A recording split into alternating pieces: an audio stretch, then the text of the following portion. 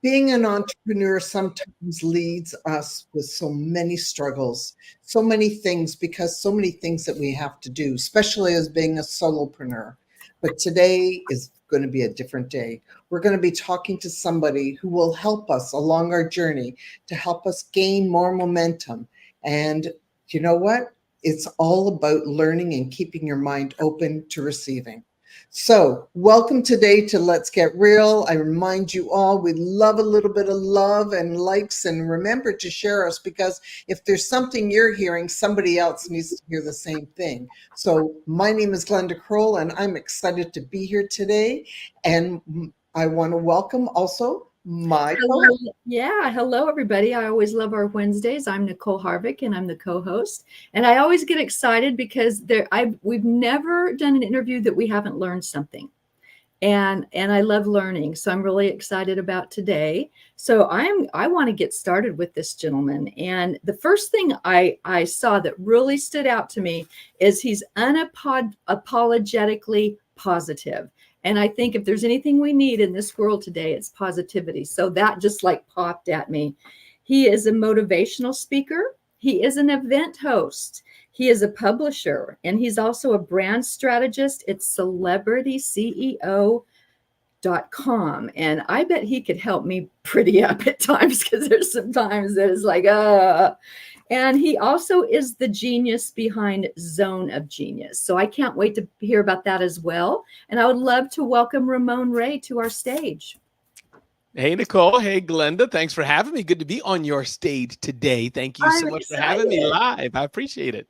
Well, we're excited to have you, because we are entrepreneurs and we're always on this road. And I know you really focus on the small business guys, that you help them to achieve more, to see more, to understand more. And you know what?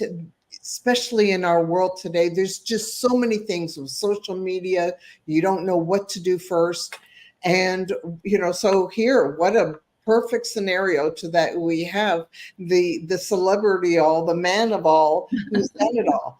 But it didn't start that way with you, though, did it? No, Because it didn't. And hope it will end that way either. I have so much more to do. let's hear about where you started, because you've gone to you're at the top of the world right now. But where did you start all this? I know there's learning curves in there. A lot of learning curves. And how far back would you like me to go? Like a little itty bitty kid, or I'll start and then you tell me how deep you want to go. How's that sound? Just go for it. Just tell us. Yeah, the summary of it is, the summary of it is that I had a full-time job at the United Nations. I'll start there, where I got a job right after I graduated from high school, as I was Mm. entering college, 19 or so. That's not quite high school, but as I remember at 19, 20, one of the youngest United Nations staff members. And I worked there for over 10 years. So it was an interesting job, a good job, the United Nations trying its best to save the world. But the office I was at was kind of, how do we say it in French, dysfunctional. So it wasn't, the best place, but I love some of the team members there, really, but some issues. But the point being, eventually I was fired, or as my wife likes me to say it, the contract was not renewed, but saying fired sounds better on stage. So I was fired from United Nations. But while there, Nicole and Glenda, is really the entrepreneurial bug bit me, and where I had an amazing opportunity. This would be those listening, or maybe you all know, the era, the height of CompuServe, AOL, Prodigy, 3.5-inch diskettes, early Yeah, 90s-ish, if that, yeah. I think around that time period, or mid 90s, hard to say exact, but that era is where I was in. So when I got to that office, the computers were not networked. Sounds weird today. Half the audience listening to us right now has no clue what that means, but Right. they weren't networked. You go, click with the Ethernet cable. That wasn't done. One computer was connected to the printer, so you had to bring the thumb drive over to the other computer and have it printed to the special big HP LaserJet machine. So that's the context of where I started. And being there at that journey, the cusp of that computer technology revolution, as it were, gave me the learning, because it was a small office. So I was the tech guy as well. I was the administrative officer. So as we started to get our first internet, upgrade our cables, get T1 lines, ISDN, connect computers, have people bring in their laptop and know, How does it connect to Wi-Fi? Buying from Radio Shack and Best Buy and these places. If you get, that was my tech beginning. So I'm moving forward now, and I'm going to jump. Now I had the tech background. I started a blog, smallbiztechnology.com. For whatever reason, God put in me wanting to content and blog. I didn't do cooking. I didn't do fashion, blogging. And then a few things happened as I come to an end of this and see where you want to take this. But Inc. magazine at the time, due to my work and email newsletter, I was a big fish in a small pond. Ramon, can you write an article for us? Inc. How honorable. We'll pay you $1 per word. Man, that sucks. $1 per word. I'm going to get $3. Wow.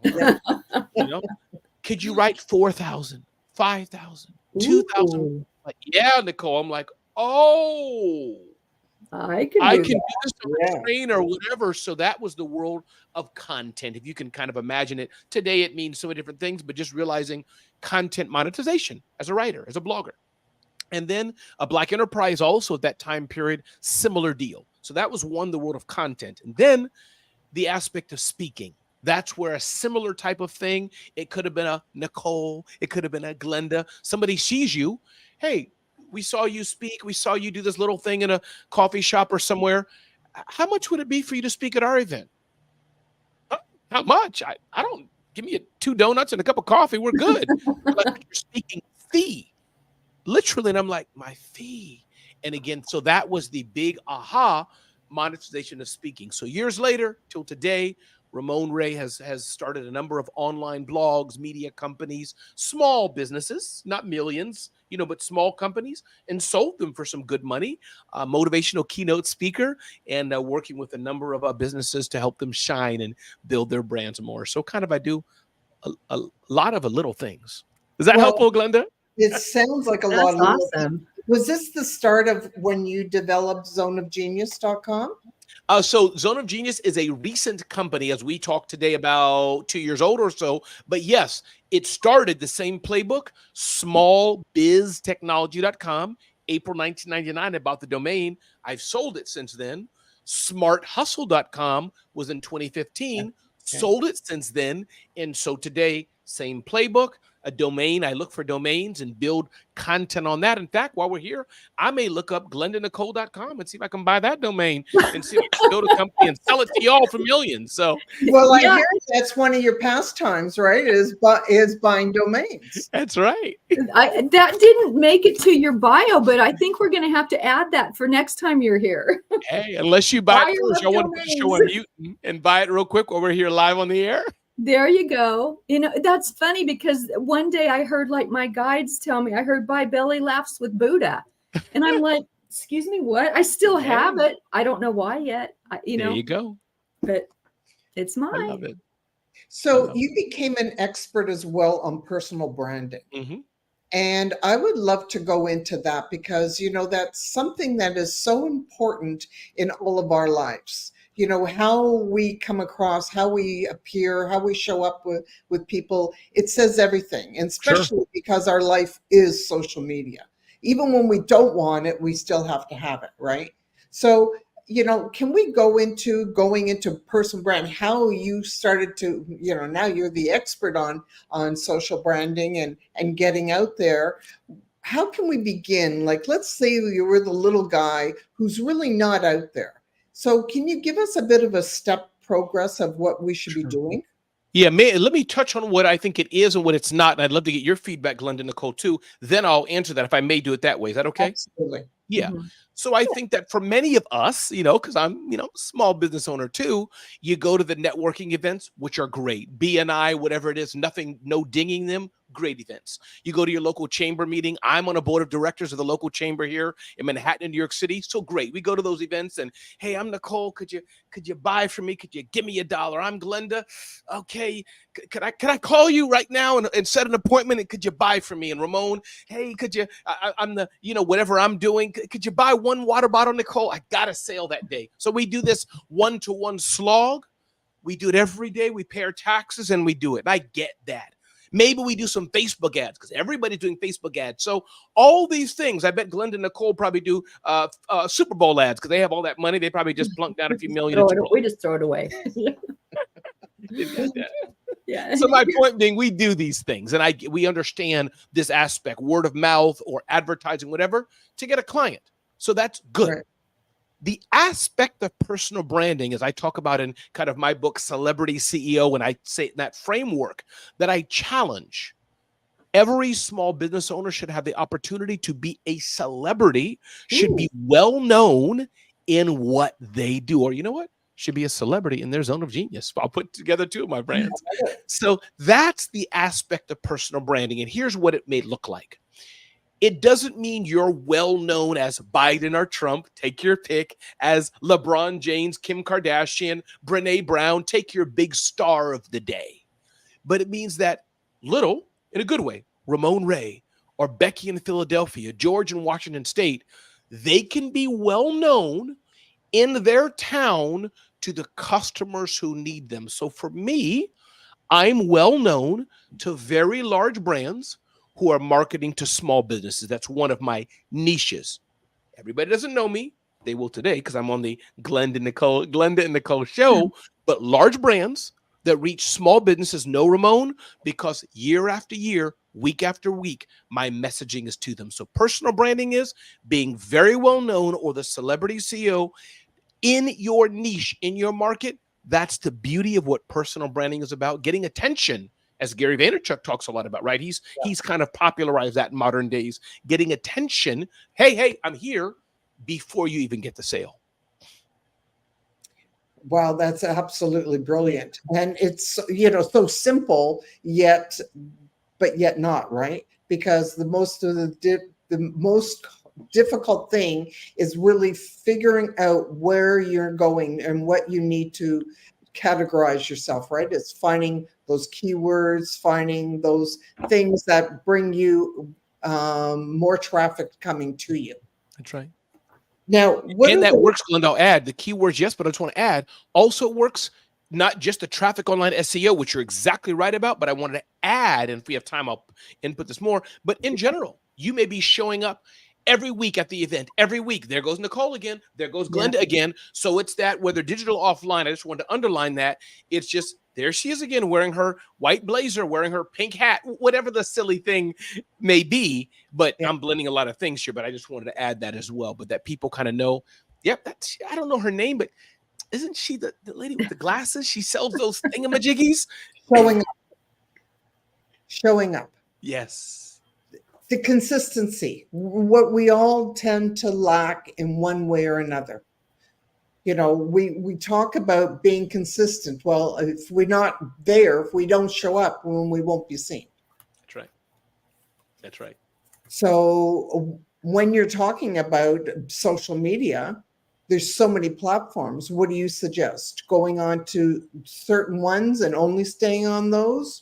Dibble dabble on the other ones? What is the real thing that people should be doing? I think you should do them all. Get on a treadmill, put a bag of chips, tape it to the treadmill, and you just sit there with 87 different screens, and then retire happy. No, that's what most people think they have to do. Just I gotta Pinterest, Facebook, TikTok, Instagram. I have a fax machine. I say that in jest. So my suggestion is as follows, and there are so many platforms coming. We have the popular ones, Facebook, Instagram, LinkedIn is a whole nother ball game, but very important as well, TikTok, and so many. But I think that for small business owners, I ask you to ask, where are your customers at? Where's the ideal customer at? You're marketing to black guys with shaved heads who write left-handed. Where are we? I don't know. Anyways, that was weird. You're marketing to white ladies who live in Indiana who can balance soccer balls on their head. You're reaching out to lawyers who help those in prison. You're reaching out to truck drivers who only change oil on Mack trucks. You're reaching whatever the market. I'm having some fun here.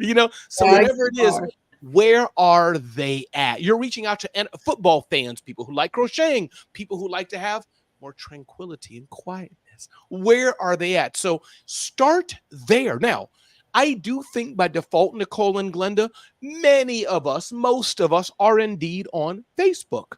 That's a good place to start and test.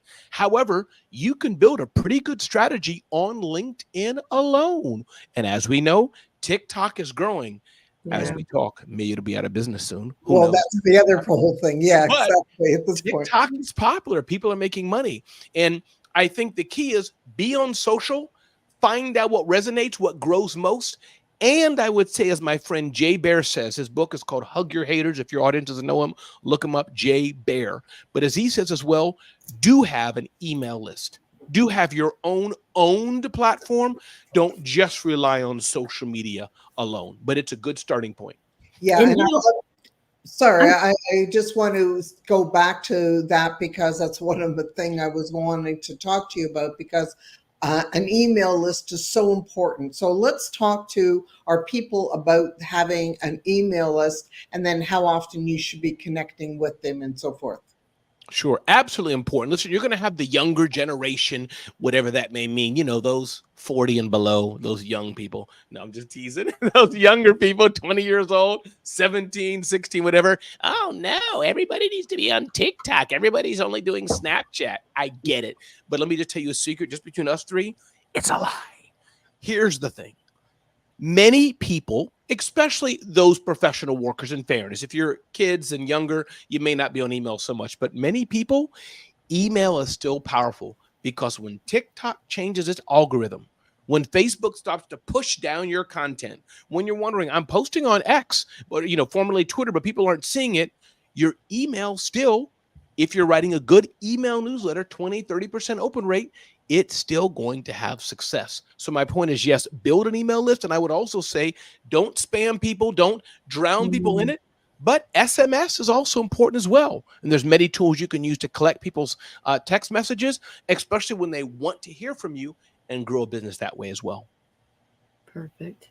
And, I'm curious because you have so many things that you're doing that you could highlight, and Glenda does as well, and I do as well. So when you do many different things, how do you know what to highlight?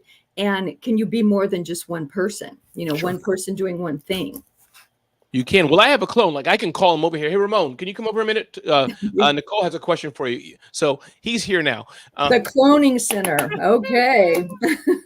But here's a few things. Most of us, as my coach Lamar Tyler says, should indeed focus on one or two things and be that. I do think that is most important. Two things about me. One, I am in a season, even myself, and thank you for acknowledging it, the accomplishments I've had, in a season of figuring out who Ramon will be in his 50 to 60 era. I'm 51. So who will I be in the next season? This is me, if I can help somebody out there. So I'm exploring because I can do a lot of things, and I do a lot of things well, as a buddy of mine says as well. He said, Ramon, that's the problem with entrepreneurs, and maybe Nicole, you and Glenda identify, since we can do some cool things. We can race cars, wash dishes, build a house, and mow the lawn. We do all four. So my point being is, for the average small business owner, focus on one or two things, what you do well. I'm the best lawyer in the world. I do that. Now, if you also need some help with real estate, let's see, maybe I can help you. But your go-to-market strategy, I'm the best lawyer, accountant, whatever. Now, for me, just as a teaching moment, Nicole, if it's helpful, I do quite a bit of things. But generally speaking, I'm trying to hang my hat doing better and better. If you're having a large event and need one of the best MCs in the world or a keynote speaker, call Ramon. I'm trying more and more to hone in on that. Yes, I'm the publisher of zoneofgenius.com. That's kind of passive, as you all can know, because that's SEO and content, and we're growing without me doing too much work. But if that's helpful, even Ramon, I'm trying to hone in on, I'm an MC. Now, when people get into there and they say, can you help me with X or this? Sure, let's open it up. But you're right. Even myself, I struggle with not every day saying, hey, I can do this, and people get dizzy. Yeah. Right. And what they say, a confused person is never going to buy. So, right. And I have a lot of confused people on my list. Trust me on that. Yeah.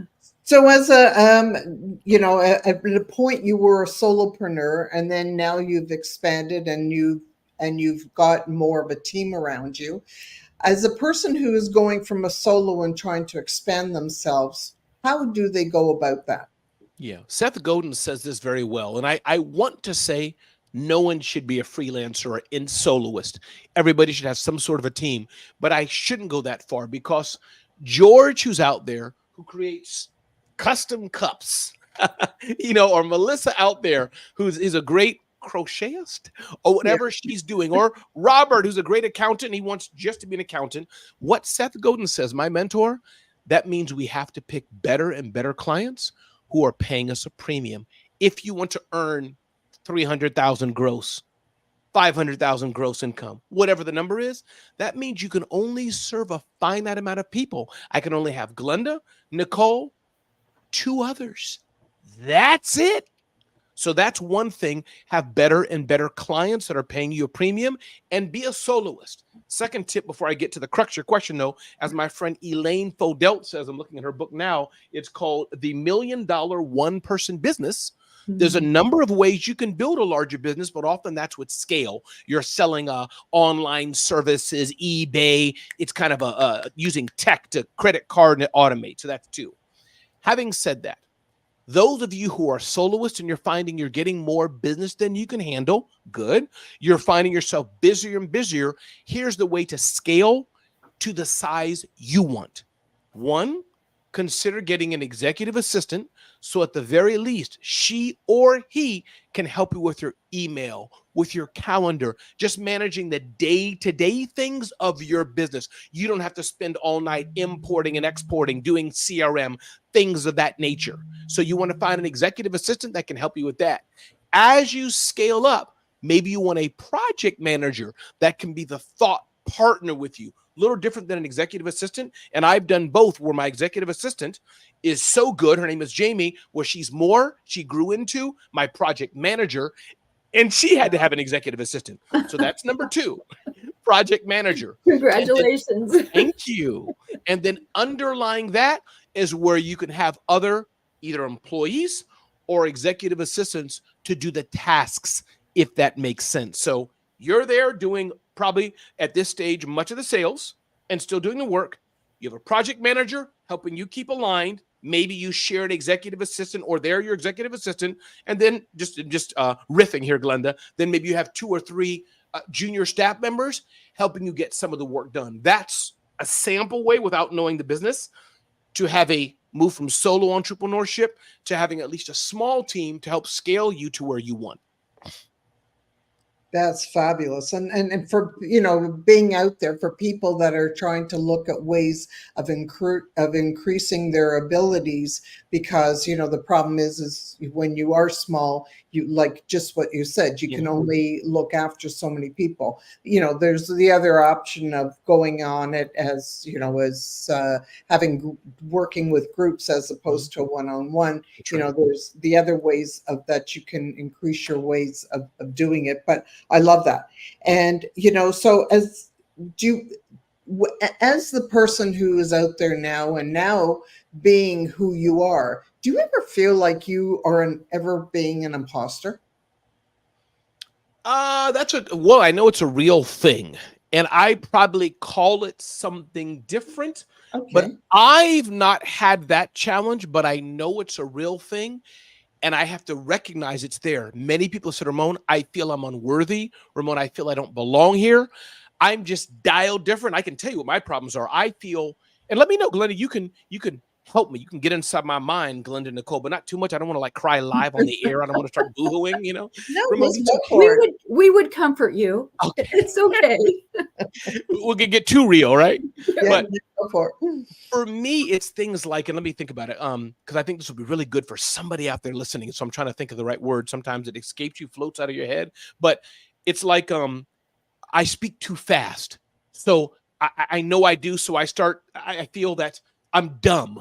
I feel, does that make sense? Help me out here. But like that feeling, it's not imposter, but feeling I'm not good enough. Feeling I know I belong, but like, dang, Nicole speaks so good. Wow, Glenda, her background. Oh, well, look at my background. It looks so busted compared to hers. So what do you call that, Glenda, Nicole? That thing you're second guessing yourself, first of all. Yeah. You're not really giving yourself the credit for being that unique individual that you are, and you're comparing. And you don't need to compare ever. So that's my issue. Just sharing to my vulnerability. I want to share it with people. Imposter, that's a real thing, and we can talk about it. But Ramon's issue, not so much imposter, because I was always the kid first. I'm there. if I'm tracking what you're asking, Glenda, but I think for me, it's more comparison, and even maybe not even so strong comparison, but just not crediting myself enough. Like, I can have a lot of self-deprecating humor. So if that's helpful for my issues, because I want to help people too, showing my faults. That's what I do too much. Self-deprecating humor. So wherever that comes from, that's just your vulnerability, but you're putting it in you're showing it differently through humor, because it's not as painful, maybe, because we've all got those little nagging voices that have been speaking to us for so long. Yes. But for me, if that's helpful, because Glenda asked about imposter syndrome, it's that's where I need to do better of winning. No, I did do this well. Like that. Back to you all. And I love it. And I think that's really important because, there's so many people that watch and say, well, I can't do, even to come on here and do a podcast, I was just talking before you came on, we're close to our 2-year anniversary coming up. And we've been doing this consistently every single Wednesday for close to 2 years now. So, so many people say, well, I can't do this. And it's like, but you can. But it's what we do to ourselves. We break ourselves down. We what ifs and we should haves and all the rest of this shit, right? But we can do anything that we set our minds to. Has there been anything in your life where you pulled back and said you can't do something, but somehow you pushed yourself to it? Yeah, 2 things come to mind. Even this season I'm in right now. And this is probably a pejorative word, but I don't take it as a pejorative anymore. I use it as a positive. Here's what I'm trying to say. Since I am unfocused, wrong word, but I'll use that word unfocused or move very fast, move quick, I'm embracing that's me. Yeah. And sometimes it will limit me that say, oh, I can't be as polished as Glenda. I can't be as on point as Nicole. They're dialed in. They're the prim and proper. I'm uplifting you. I'm saying, but I'm comparing. See already, Nicole, I'm comparing. Mm-hmm. So I do that, but I realize, no, I do have talents. I do have skills. Now let me hire the right EA. Let me hire the right project manager to team with me and help me do that. In the same way, somebody who has that, who's perfect as it were, nobody is, but who's dialed in, who's on that, they may need to hire the right project manager to say, let's go. You've thought about it enough. I'm going. We're doing it, right? So I don't have that problem. Mine is I move too fast. So my point being, that's what I'm realizing myself is that, no, Ramon, you can do big things. And you just need to slow down a little bit. And for the other part, hire somebody else to help you bring to life all the greatness, all the bigness that you want to do. Well, I look at your speed of your talk because I listen to you many times and I've watched you on all sorts of socials, and I look at it as your energy. It just, it grabs you and it just says, wow, watch out, listen to this guy talking. And that's what I love about you. And I think that is a really important factor, as the fact of learning to accept yourself, who you are, and embellish that aspect of yourself, which obviously do, being on stages as much as you are. So yes. Bravo and to you for what you do.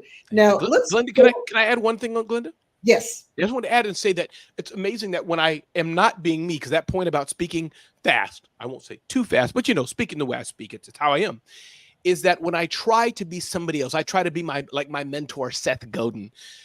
And, I'm hello, everyone. My name is, see, Nicole's already, she didn't even let me finish. She's like, that's not Ramon. Stop.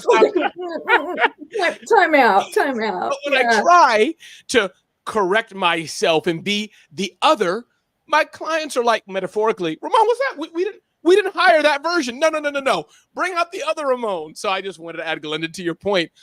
We could always be better. If Nicole came to me and said, Ramon, hey, listen, you were a bit too fast and people didn't understand you, that's good critique. Thank you. Let me try to modify that. But I'm still going to be that dialed up person I am, and I can't be somebody else. Back to you, Glenda. So I just wanted to add that. No, I love it. I love it. And we all, and I think that's one of the most important the paths of our lives, is we just have to be who we are, because everybody else is taken. So what are we all trying to be somebody else for? That's right. It's just really the most important thing. So let's talk a little bit about goal setting. Now, you have so many wonderful things that are going. Let's talk about how somebody sets goals for themselves. Yeah. I think goal setting is important. I think that goes on a few different levels. In fact, it's funny you saying that. I'll just show this here.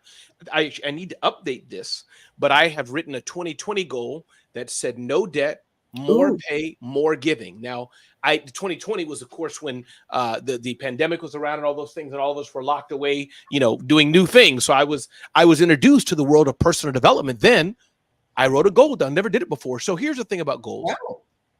I think it's important to ask yourself, what do you want to do? After you ask yourself, what do you want to do? Understand the first answer is probably a lie.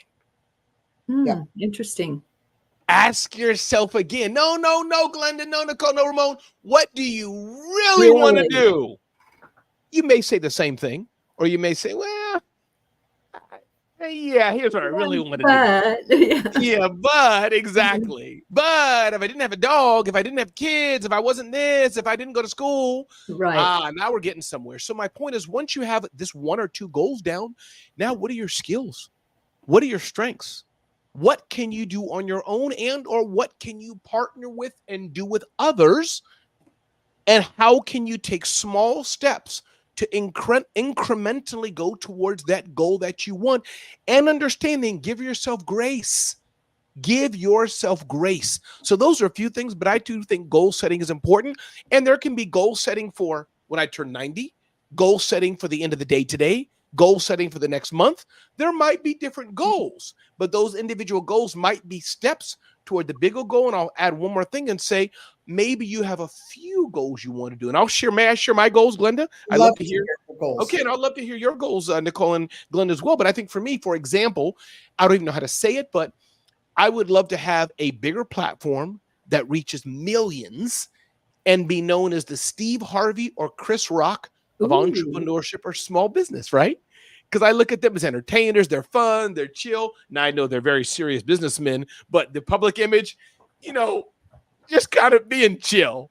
And I see myself as that. I don't want to be the Brene Brown.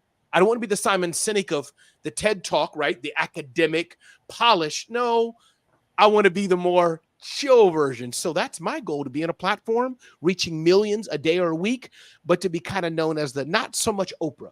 I don't want that brand is good, but not for me.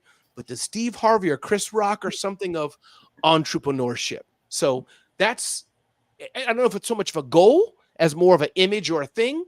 And I'm there to some degree, but I just have a few more journeys to go. And then I have one or two other goals regarding just my business or my media company or people I want a partnership with. But the big one is kind of keep doing what I'm doing, but just on bigger and bigger platforms. Woohoo. When I hear you say that, the first person that came into my mind was David Meltzer of David trying to, right? I love David. So we're friends, yeah. And David's blessed us here as well. And, he's looking to empower 1 billion people, not just one or two. So it's kind of cool of listening to what you did. So when you're saying that, it was like all of a sudden I'm hearing David coming into my head of what it is. And Glenda, he's a good model of where I am-ish, but where I want to be. He's a great model of it. So yeah, I would take him as a archetype. Is that the fancy word y'all use? Yeah. Archetype of what I want to be and go. He's a thought leader. He has events and his show and all this other stuff and a team around him. So yeah, looking at his model, ish. Yeah. I can see that. Well, we don't have to do exactly what somebody else is doing, right? So part of it is finding somebody who's doing what we're looking to do, model it, and continue on in our ways, correct? That's right. Exactly right. So we'll be watching you even more closely so that we can model you and we can continue on in our ways. We'll uplift each other on the journey. Well, that's what it's all about. Isn't that what, to me, that is what life is all about. And there has to be a lot more, kindness and consideration to others along our journey. And it's about uplifting more instead of knocking people down. That's right. So I love that. So now we're talking about, small business owners starting to start to set goals for themselves, because yes, goals are one of the most important things. But what type of marketing tools can these small business owners use to help them so that they can build their goals? I think it's a great question. I think that the fundamental part of many businesses, you have to have a customer. That customer has to be aware of who you are, to be able to aware that you can solve their problem. Oftentimes they won't buy on the first notice. Hey, Nicole, I have a water bottle. You want it? Can you buy? If she's in the middle of the desert with no water and she's been starving for 7 days, Sure. she might take her Amex out and buy it immediately. Maybe. But if it's beyond that, Nicole's going to be like, tell me more. I'll get back to you tomorrow, right? Let me check Yeah. a few others. What I'm leaning in, some marketing tools small businesses can use are, I'm a firm believer, you have a great website. And there's many platforms you can do that. Wix, GoDaddy, WordPress, hiring a web developer. But a great website and a domain name, I'm a firm believer still of having a good domain name. Great opportunity. Number two, as we hinted before, do you have an email newsletter, email list you're consistently sending out? Number three, power of marketing automation. If people go to ramonray.com, other platforms I may have, every Thursday I send an email out. Do you think I don't want to disappoint people like Christmas and saying there's no Santa Claus, whatever, but do you think I type that thing every Thursday and send it out? No, it's queued up. So a good email newsletter. We've already touched on, I think, Glenda, by the question you asked, social media, variety of tools I can get into if you wish, but what tools are you using for social media success?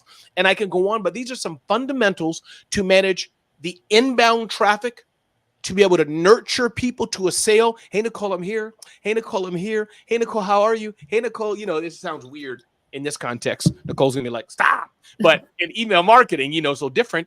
And then the nurture to buy. Hey, Glenda, you said you wanted it. Click here and buy it. So the tools you can use for awareness, for building trust, and then eventually making the offer people can buy, and then going back, rinse and repeat, and giving them the opportunity, because the trust is built, to do it again. So they say that if someone takes, I think it's now like 12, 15 times before they're actually ready to buy. They have to see you, experience you before they move forward with you. I can believe that. And yeah, because there's so much going on nowadays. So it's like you've got to be appearing every which way, right? Mm-hmm. So, what do you say about those people that jump into your inbox and they're trying to, they don't even know you, they don't even understand you, but they're trying to sell you? Yeah, I don't like it. And I think that most people, that 12 to 13 times, especially if you don't, well, here's the three things I think. Does the person you're reaching to, do they have the need? And that is one of the most important. We really don't know. The three of us are humans. So I'm like, hey, I have a comb that I'm selling. There's only two of us on this call that would use a comb. Only two. Ask about combs. Yeah. Even though we're human. And maybe even only one of us that really, really want one, because the other, and I don't know who, has 50 already. See, so like in this silly example, that's the problem of marketing. I'm still on the list, still being marketed to, but I haven't yet found who really has the need. And I think that's where the over and over and over, because Glenda has 50 combs already. So I'm on her list. She's going to go on vacation with her kids or her family or whoever was in her life, her dog, whatever. So she's just passively. But I don't know that Nicole really needs the comb because she lost it. So that's the game of marketing that we have to do over and over again, because nobody is raising their hand and running to us saying, I need a comb. This is not 911. It's business. And guess what? It's not just my comb. There's 5,000 other vendors emailing Nicole, Glenda, and Ramon to buy their comb. Yeah. Interesting. Indeed. So if you were to be taking somebody new on who is beginning their journey, where would you start them? I would say first, go get a job, because the heartache and pain and suffering of entrepreneurship is terrible. So just go work for Glenda. She'll feed you and give you, some money to get some food and live a good life. Just go. Don't even ring. And she'll listen to you too, and all the rest of it. Yeah. There we go. I'm actually a very good employer. See? Yeah. But if you choose to step into go ahead. What are you going to say, Glenda? Go ahead. Huh? I was going to say, I'm a great employer because I've been an employee. I've been through that. I've lived through that. And I've gone through so many different levels in life that I know how people feel. Yes. So, when you've experienced the pain, you really know what the problem is before it happens. That's exactly right. That's exactly. And so my starting point, to your point, if people choose on that journey, I think a few things I would say is that, one, understand clearly what you're getting into, this journey of entrepreneurship. I think number two is understand where you want to go. I think number three, the aspect of follow-up is so important. Yes. Are you willing to not be annoying, but the aspect of follow-up? Because I am not Glenda's priority. I am not Nicole's priority. It's my job to make myself their priority. So I think the power of follow-up, the mental fortitude for entrepreneurship, and to continue going on and on and on, no matter what, that's the name of the game, a part of the name of the game for successful entrepreneurship. Another book I mentioned my friend Elaine Podelt's The $1 Million One-Person Entrepreneur, also Marie Forleo's book, Everything is Figure Outable. Those are some principles of entrepreneurship. If you can't figure it out, like you're asking me, how do I use Google? Yeah. Really, now we have an issue. Just go and try it. So those are a few things I would say just starting out. And part of it's the mindset, Glenda. The mindset is the name of the game. Well, it's the mindset, not the game of life. Right. That's true. It is indeed. You're exactly right. So when you start to move forward in life, whether you can or whether you can't, either way, you're right. Whether you're going to lose in even in school, or whether you're going to make it to move it through to the next grade, either way, you're right. Sure. It's how also I believe on things that have happened to you at the beginning part of your life. That's right. That's exactly right. Have your parents built you up, or have they knocked you down? Yeah. And our childhood and our things of that nature do set us up, not, sometimes it could be middle-aged things, but do set us up for how we are today. I'm sure that my self-deprecation, it could have been from my parents, who are great, loving parents, but, whatever issues there, or some things I went through, when I had a full-time job, some things always being put down, things like that. So you're right, that who we are today as 50 years old, 60 year olds, 40-year-olds, whatever the age we're at, part of that is our past. And I'm not an expert on this. I think you all are in many ways, but much more than me. But to touch on this, get some healing. Go back to where things were. There's no shame in that. And people do it different ways, whether it's talking to a pastor or talking to Nicole or talking to Glenda or a friend. Be careful which friend you do, because they may make you more hurt. But you get my point. Well, is that friend looking to just appease themselves and making them, if the ego was working for them, that's what they're looking to do. So you always have to look at who you're going to be going to for advice, right? Are they achieving what you need to be achieving in your life? That's some of the important things. But let's go a little bit back and a little bit more depth into mindset, because I know that's one of your big areas as well. And that's what I believe is a critical part. And I know the biggest problem nowadays is everybody's talking mindset, and everyone just sort of gets to the point where they're sort of, right. And then they're thinking, it's just a bunch of baloney, but it's not.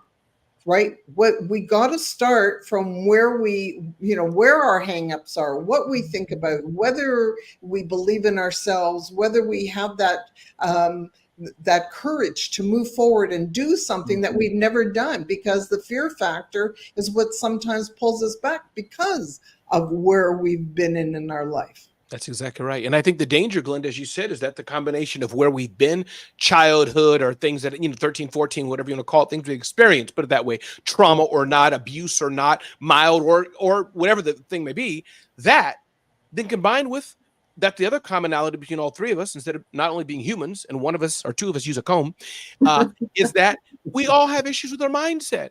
Nicole has fears. Glenda has fears. I have a bucket of fears. Yep. The difference is what we choose with it, what we choose to do with it. And I think that's the thing that all of us have the opportunity to overcome. When I did my first event, 2005, called the Small Business Summit, I took my credit card to the Roosevelt Hotel near Grand Central Station, New York City.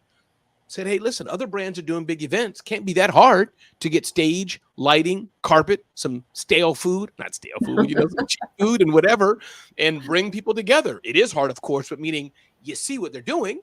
Yeah. Michael Phelps, no different, notwithstanding the body length and all that, but some water and time away from family and practice. So my point is, for when I did my first event, that's why I do events now, big events with hundreds of people. I took the risk, the mindset to say, I want to do this. Let me try it. And if I lose out, if I fail, if I go into debt, mindset again, that's okay. I'll pay it off and I've lesson learned. But not everybody's willing to make that risk, which is tied to mindset. Yeah. So what happened, and how did you get that nerve to go on to do that first appearance? Sure. I think part of it, and again, Glenda, Nicole, you all, this is probably your expertise, but my feeling, I do think God has made us all different.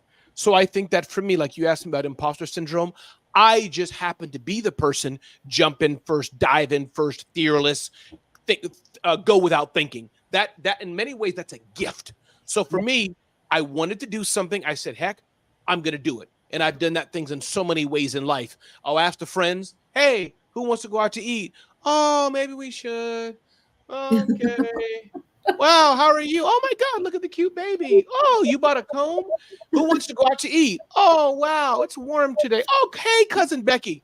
Third time now, Nicole. Third time now, Glenda. Who wants to go eat? Oh, wow, look at the TV show. Ramon's at the restaurant, eating, doing just fine. Where'd Ramon go? He's eating. Why'd he take us with us? What, take us with him? Yeah, I tried. I tried. So my point is, so that's me. But I think for others who don't have that, Glenda, I think that's something that can be acquired. That's what partnerships are for. And I'm a firm believer in therapy. Get some help. It's not going to make you like Ramon. It's not going to make you like Glenda, like Nicole, but I think it can help. Same with me. The issues I have with being too fast due to having conversations. I'll use therapy as a loose word. I know it's a serious word, but meaning getting help in some way. Give me that grace, help in some way. I think I've been a bit better in being too fast. I'm still me, but due to conversations, I'm a little more thoughtful. And I've done some deals with people and I've told them, I know I want to do this. The answer is going to be yes, but I'm trying not to say yes fast. So may I call you tomorrow? That's just a little thing I'm doing. And thank you, Glenn. I'm so proud of myself. I'm like, alone. I can do this. I can do this. That's right. And I'm so in the same way, the person who always thinks, if this is helpful for somebody, I hope it's not confusing. I hope it's helpful, is that you tell yourself, Nicole's called me, Glenda's called me. I've thought about it 3 days. I'm going to make a decision. Yeah. The reverse. Yeah, I've always felt in my life that the one of the smartest things as I've gotten older, or I call it my wisdom, is the fact that when I'm even in conversation and you feel like saying something, that is the time when I bite my tongue and I say, I just need time to think about it. Mm-hmm. So then I can come back, and I can come back with not that I'm into it as like that I'm going to jump at something that I might regret saying something. Mm-hmm. So it's probably one of the greatest lessons that I've learned through my life. And as a parent, especially. And that's another show. It has saved me a bundle. Yeah. That's right. Yeah. So, and as we're winding up, let's just go on to one further thing that I want to talk to you about. And you've mentioned about your coach and that. Let's talk about mentorship or coaching, and what you think about it in your life, and when did you start doing having somebody mentoring you? Sure. So I think probably in COVID, when Clubhouse, the social audio app, some people may not know about it, was getting popular because we're all kind of lonely, locked in our houses. That's when I heard about this app called Clubhouse. And I started listening to probably one of the first personal development person. I wasn't those who put the little cassette in and it played on Zig Ziglar. You can do it. you can be a great person, whatever. I don't even, I'm just having fun here. But, that's when I heard Glenn Lundy, who Glenda, just hearing things like he brought on guests, this happens for you, not to you. And you can do it and forgive and let go. These things, but I hadn't heard this messages a lot, which you all probably had. And I hadn't been a practitioner of these personal development things. Thought it was woo for y'all crazy people. Not for me. I want to get into funnels and Facebook ads. Why am I going to slow down and be thoughtful, But hearing him and then others I was introduced to in that space, I got really into my mindset on this. So for me, really, that's how it has started for me. I think that was your question. I lost the question, but that was my starting point into being more aware of not just business, but the mindset, the inner work, the sides to being a good person, if that makes sense. And I think I've been more intentional. I'd like to think by God's grace that I've always been a decent person.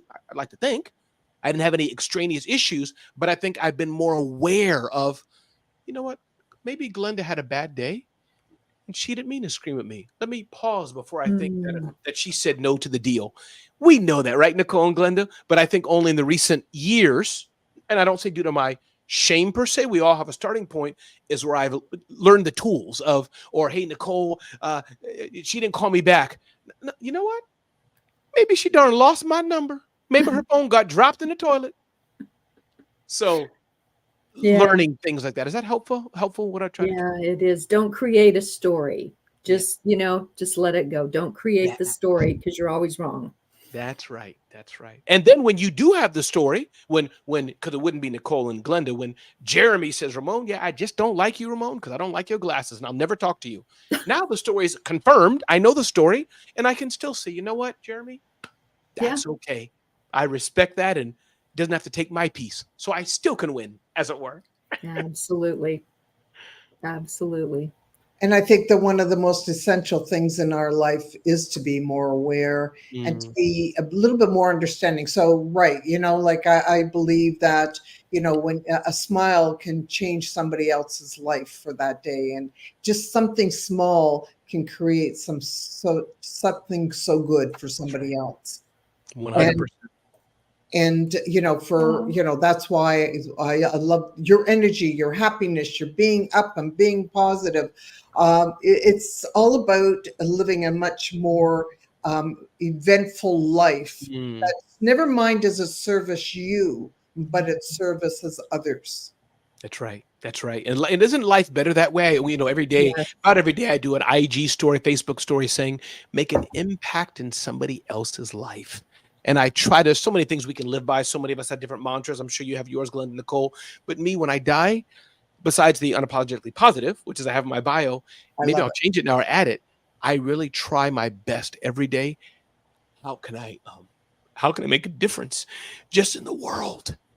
How can I just find one person just to touch?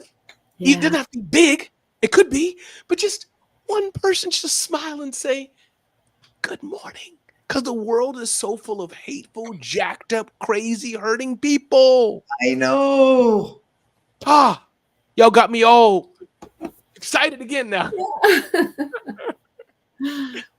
It's what our life, and that's why, you resonate so much with me. And I knew when I was asking you to come on to our show, I know that Nicole, because we couldn't have this relationship going for 2 years unless we were so connected up.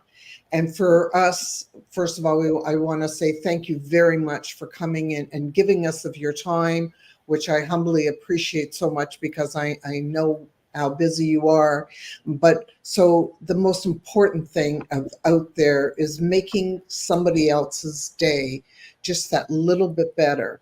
And for me and for, I know, Nicole, if we can be there and help one person in our life, and that's what this show is about, of somebody who's been knocked down. If you can hear somebody else, like when you tell about your story, and that even though you got fired, you still went on, you still went going. You didn't stop there, because if we stop, it's like the, Napoleon Hill's, just about, what is it, 3 feet from gold or whatever. If we stop before we reach, when we know we have so much in us, because, we were created for something else.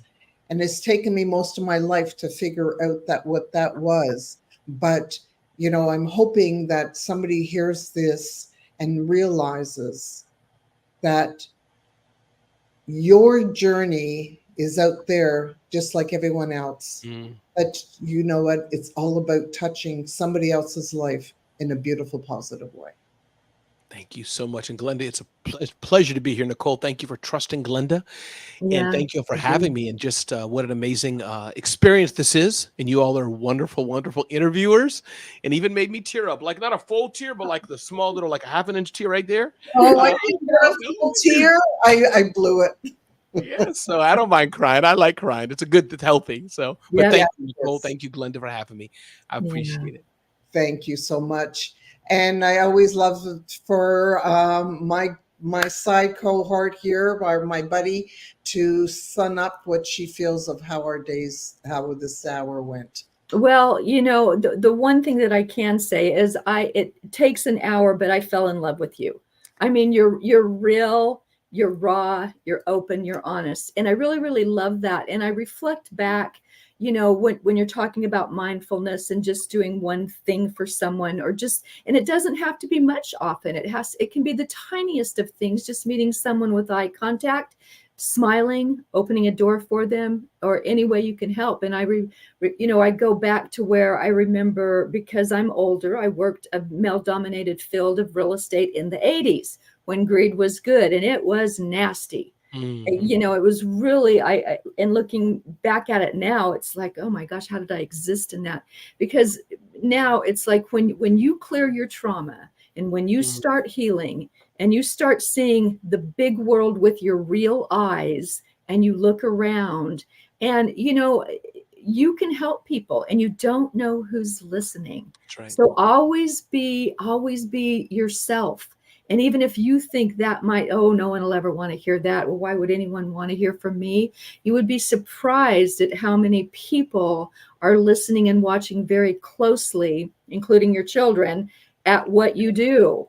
Yes. So yes, no matter who you are, who you think you are, or who you are becoming, people are still watching. And if you can just show kindness in your heart, and which you have done today, Glenda always does. I try to do my best every day. I think that's where all three of us are working to make the world a better place.